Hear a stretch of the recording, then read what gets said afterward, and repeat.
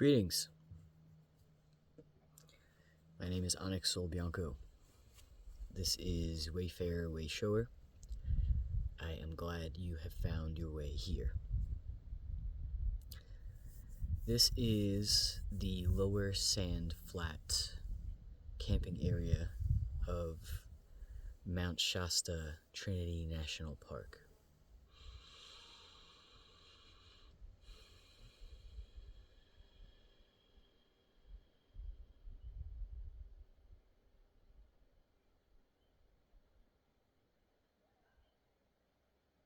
Despite the sound of human voices somewhere in the distance, it's a very still and generally silent place. The sort of silence that feels incredibly nourishing to all levels of being. So yesterday was the day after I had my first journey into the Panther Meadows, and my phone was dead for the majority of the day, and I had also manifested the night before a little mouse getting into the vehicle here. Little mouse got into the vehicle and was running around the whole night, and I was very distracted by the sound. I'm very sensitive to sound, but and also there was a part of me that was just thinking about this little guy getting into my food supplies and having himself a feast. So I didn't sleep very well.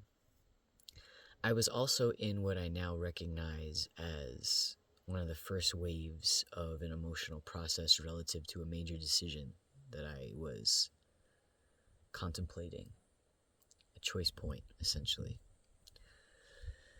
And what I ended up doing was going back to the Shasta City Park, and I spoke with Tenzing, the keeper of the truth, and discovered a few remarkable parallels in our journeys, including the manifestation of mice in his vehicle at one point. But when I told him about how I went into the Panther Meadows with the Golden Teachers, he said something that was something I already knew on some level, and it was that the land itself is so sacred and so potent that there's no need even for this sort of aid. He suggested that I return and simply sit with myself in the setting of that space. I did that last night, actually. I felt really triggered during the day, too, because I ended up meeting up with this same wise elder that I had mentioned in my other video, and the topic of gender and sex came up. Sex as in male or female, not, or intersex, not as in intercourse. And it was one of these moments in which I was feeling very, very angry, very exasperated, very frustrated, very, frankly, disappointed, because it's not the first time that I've manifested into my reality someone who I perceive as being wise, someone who I perceive as, being an elder in every sense of the word, and who is, in so many ways, working towards the things that I value, which is to say, love and unity, ultimately. And who nonetheless was operating out of ignorance and limitations relative to gender. It's not something that I want to get into here because I believe this is another video which I will likely title, "I Do Not Dream of a World of Brothers and Sisters." For now, suffice it to say, I was feeling a lot of anger yesterday and just a lot of tumultuous emotion. So around just at dusk, it was starting to turn dark, I walked back into Panther Meadows, and there was enough moonlight that I didn't even need a light. And I followed the trail, and this was something that I was contemplating in my first journey that I did not mention in the video that I posted about it. In that first journey, I made the decision quite quickly to veer off the trail because I felt very drawn to this particular gigantic tree that I didn't notice at first had been cut so that it was just primarily trunk. But what drew me to it was the fact that it had this spiral pattern. And this is something I've observed in other energy vortexes like Sedona, for example, or Giggle Hill on Maui. The rings, the pattern of the trees, they're spiralic. I know that that's a word, I believe. Anyway, pronunciation. Spirals. So I was drawn to this tree, and it also was crazy because it seemed to be growing out of a gigantic boulder, which was really wild to behold. So I was immediately drawn to this tree. And then once I sat down upon it, the mushrooms really started to kick in, and I was like going into this space of fear relative to the fact that I had left the trail. And would I be able to find the trail again? Would I get lost? All of this stuff. I just saw it as a big metaphor because this is a part of being a trailblazer, a part of being a pioneer, despite the fact that these things really resonate with me and are a part of my essence, my signature, my sole purpose. It's still really nerve-wracking to veer off of the trail, you know? I mean, especially I was so surprised when I first started walking on this trail, how well kept it was, how, in a sense, easy they made it to follow this trail through this wild landscape. So last night, though, because I knew I was going to go deeper into the emotions that were arising for me, and because it was at night, I said I'm going to make this very easy for myself. I'm going to stick to the trail so that I know it's very easy to get back out, and I'm going to find a space to sit, and I'll know that space when I find it. And I found it relatively quickly in the middle of one of the proper meadow areas where there was a lot of little creeks, so there was the sound of the running water. And there was this big rock that was relatively flat. It was a perfect place to sit, and it was oriented as such that I could face the moon. And in that process, I just simply spoke from my heart.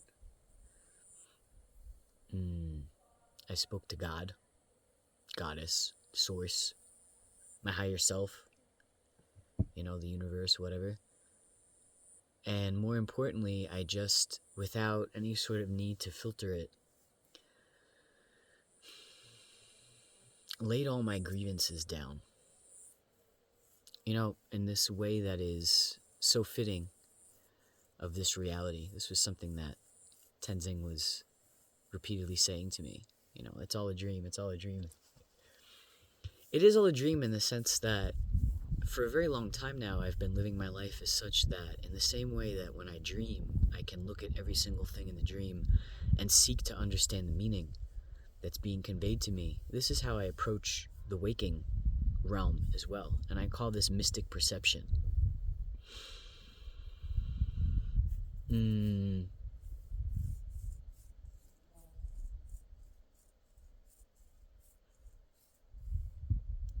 Sitting on the stone. I'm trying to backtrack because I've lost my way. Mystic perception. and it all being a dream, speaking to the moon. Yes, Spotify suggested to me, the algorithm has suggested to me an audio book called Grief is Love, which is very fitting because I recognize part of what I was doing last night was going into grief, And this has been something that, like even this book, for example, it was conceptualizing of grief through the lens of a loved one having passed. And this is something that's alive in my reality too, as I said, but in truth, grief is, by my perception, that process of the heart cracking open.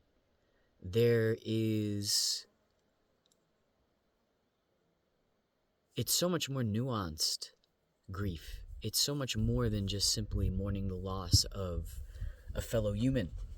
There are many things to grieve. There are many shades of grief. And in having this thought, of course, I went to the dictionary, my favorite book ever. The only book that contains every book that ever was and ever will be written is the dictionary. I went to the dictionary and I looked up grief, and it led me through this etymological path to gravitas, heaviness, the grave. The heaviness, though, that was the bit that really was resonating for me in this moment. Because essentially when I was speaking my grievances, I was lightening myself. I was setting down the weight. And indeed, the image that came to me, it was one of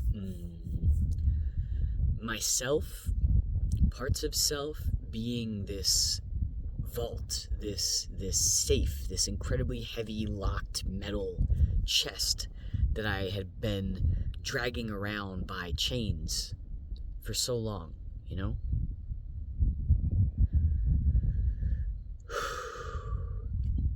And when I was done with this process, I did feel much lighter.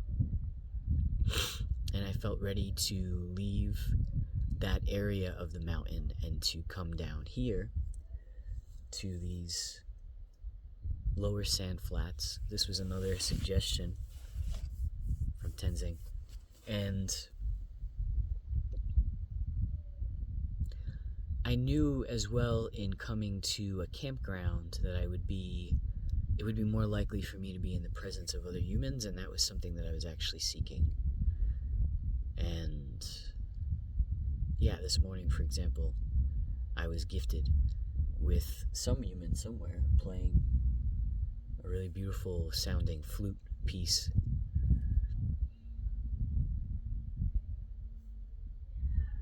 I'm feeling grateful to be here in this space. I also happened to park last night at like 11:30 at night. I think it was the time that I finally settled here, by this incredibly magnificent tree that is in fact two trees, the roots of which have merged together in such a solid way. It strikes me as really beautiful, because it's another thing that I've been sitting with lately, has been this idea of partnership and this idea of romance, but really just intimate merging, intimate union. So I'm happy that this is where I found my way to. This is, in a sense, what I was a match vibrationally to, this glorious, doubly fortified tree being. The last thing that occurred last night, get this. So I had thought, by the way, that 2 nights ago, I thought I got the mouse to leave my car. But then I realized that I hadn't, because he was still keeping me awake. Last night, as I was about to set up for myself, this guy just appears, and he's just like sitting there. And I'm like, oh my God, what are you doing right here? So then I was like, I'm going to catch this guy because I want to get some good sleep tonight. So I was at it for like a half hour. You know, every time he'd appear, I had this plastic container and I wanted to just place it over him so I could get him out of the car. He'd disappear. He was very fast and very small. Till finally, he decided to hide in the crease of the door where I had very much had the option of closing the door and straight up slaughtering this guy, like ending his life. And 2 nights ago, I was actually considering this, although not very seriously, but I was really pissed off because I wanted to get some sleep. But I just was like, there's no way in hell I could possibly do this. And I was like, look, man, I just want you to leave. I'm not going to close the door on you, but, like, just please leave the car, okay? Don't get back into the car. Like, just leave the car. And I could see how afraid this little guy was. He was, like, curling himself up into this little corner, just, like, nowhere to go, and just, like, with this minute amount of space. Anyway, he finally ended up leaving the car. I felt tremendously excited and joyful. And then, I don't know if it was a play of the light, if I was really seeing this or not, but there's a small possibility that he snuck back in through one of the open doors before I was able to close it. And I was like, no way. But I didn't hear any disturbance last night, so I'm hoping that that was just, I don't know, a trick of my eyes.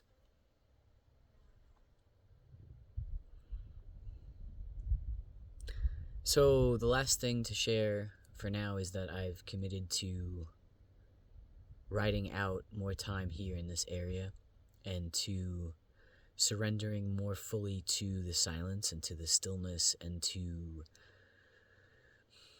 going within to self-inquiry. And I'm feeling really grateful for this land and its sacredness and its potency and its beauty, frankly. Again, I really wish I could convey the smell of this place. It's just absolutely divine.